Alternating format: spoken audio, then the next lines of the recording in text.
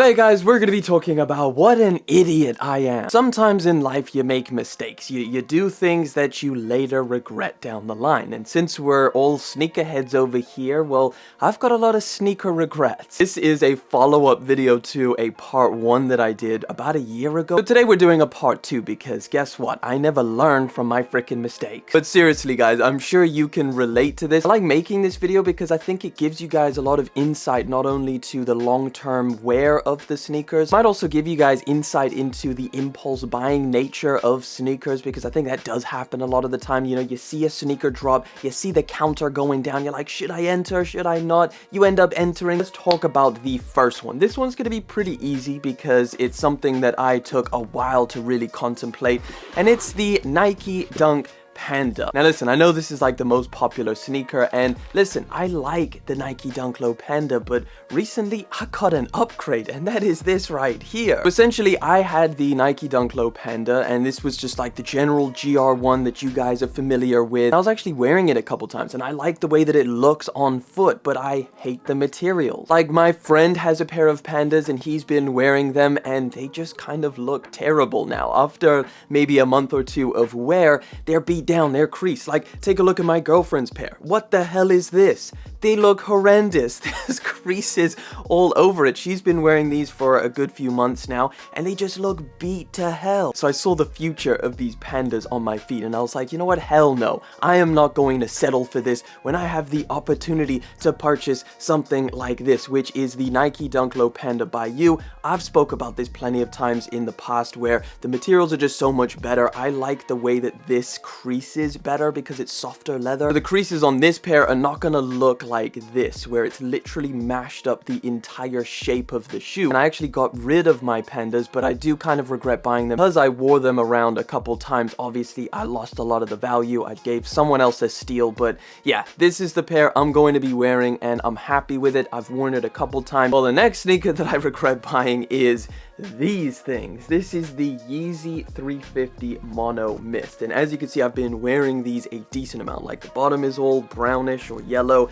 and the upper is kind of all worn in as well. But after wearing these for a while, I regret it. First of all, I just gotta say, on foot, I just don't like the feel of them. I don't like the way that this material feels on foot. Like, it's a little bit scratchy and harder than the regular knit that I'm used to. Not to mention the fact that the actual knit on here has started fraying and like coming apart, and it seems to only get worse as I'm wearing them, and you can literally see like all this fluff on the top. I don't know if you'll be able to see it on this camera, but I'll put up some pictures. They also kind of crease, bizarrely enough. You never think with 350s they're not gonna crease, but these actually do. If you can see, like over there, they're kind of just like creased. They've got a line in them.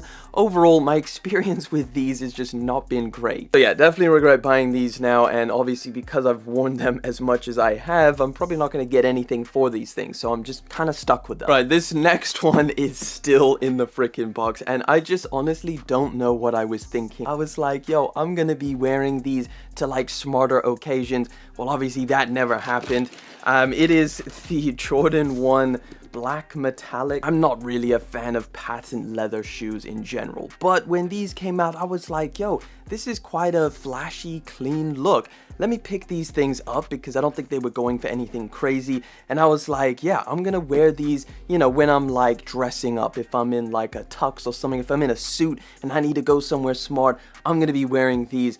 And the reality is that never happened, and I don't think it's ever going to happen. I mean, it's been about 2 years since I got these things. I think they dropped back in 2020, so I think I just need to finally accept the fact that I'm never going to wear these things and try and get rid of them. I don't even know if anybody wants these things anymore. Right, I want to talk about this one because it's a little bit of a shocker for me, and it is the Jordan 6 UNC. And I was so excited to get these things, not to mention the fact that I got them for retail, so I was like over the moon. But as it turns out, I just hardly ever wear them. Color blocking is sick, but I think it's just something about Jordan 6s and I guess my style in general, or maybe it's just how my style has evolved. It just never really goes with what I wear. When it comes to the decision and you've got all these shoes in front of you, it's like, which one am I gonna wear today?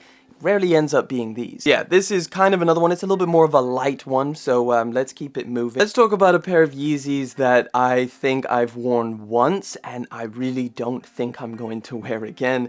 and that is the Yeezy 350 Compact Slate Red. Not only do I regret buying this, but it's also a very expensive sneaker. Like, you guys want to know how much I paid for this pair of shoes? Or should I say overpaid? $585 freaking dollars. What the hell? I paid damn near $600 for this pair of shoes, and I never wear them. I think what I was thinking was that I would get wear out of it. You know, it's like one of the first all red Yeezy 350. However, it's just a bit of a strange color with the mix of like this weird mossy green and then of this like very vibrant red. And I think, hey, if I maybe got these things for retail, I would not regret it as much. I'd probably just end up wearing them because they're so comfortable. But for that price tag, I am losing sleep over these things because that is just ridiculous. Speaking of like ridiculously expensive sneakers that I regret, I've got another one unfortunately on that list, and that is the frickin' Off-White Jordan 5. So basically when Virgil sadly passed, I was thinking to myself like, yo, I don't have hardly any Off-White sneakers. Like, I don't have any Off-White Jordans. I've got a couple of the Dunks. These prices are going insane. They're probably only gonna go up, so I quickly need to buy a pair now. And the only one that I thought was like relatively affordable at the time was this one. Now keep in mind, this is when all of the Off-White sneakers surged in prices around that time. So I thought, I'm gonna get it now and I'm just gonna be happy with what I have, and anything that I can't afford in the future, you know, I'm just gonna pass up on. But at least I've got some Dunks and a pair of Jordans that I can happily wear and remember Off-White and the brand, because I think at that point we didn't even know if we were ever going to get another Off-White sneaker again. But I think I ended up almost paying like £600 for this pair of shoes because it just shot up. And obviously since then it's gone back down to its normal price, which if I paid the normal price, I'd be happy with that, because it's like £300-400 like maybe. So I definitely overpaid. I panicked and I bought these things. Got one more, thankfully, because as fun as this video is to make, it's also very painful. This one's another freaking expensive sneaker that I've never worn, and I don't know if I'm ever going to, and it's just like, it's a ridiculous purchase because you can get these things at retail. It's the Yeezy 380 Pyrite. I like this colorway and I also like 380s, but for some reason I decided to buy these for $425. Oh, you don't believe me? You think I'm capping? Take a look at that. We got receipts. Look at that. There we go. 400, what is that? 425, 421. Okay, 421. Listen, it's a clean colorway, and I'm probably just gonna end up wearing these at some point, but I've got my calcites, and I wear my calcites, and I'm happy with those. I don't even think I necessarily need this colorway, so yeah, I overpaid, and I shouldn't have, because I don't even think I did a review on these. I think the idea was to get these things early, so I think that's why I paid so much, and then they came in late, and I couldn't even get a review out. This has been eye-opening, actually. I kind of put all of these shoes to the back of my mind and just like forced myself to forget I bought these. Hey, it might just be me, but I'm sure you guys have some of these regrets as well, so please let me know down in the comment section. I want to know that I'm not alone out here buying expensive sneakers and regretting it down the line. But guys, listen, that's all I have for you guys today. Thank you so much for hanging out with me. Thank you for liking, commenting, and of course subscribing. I'll catch you guys in the next one, but until then,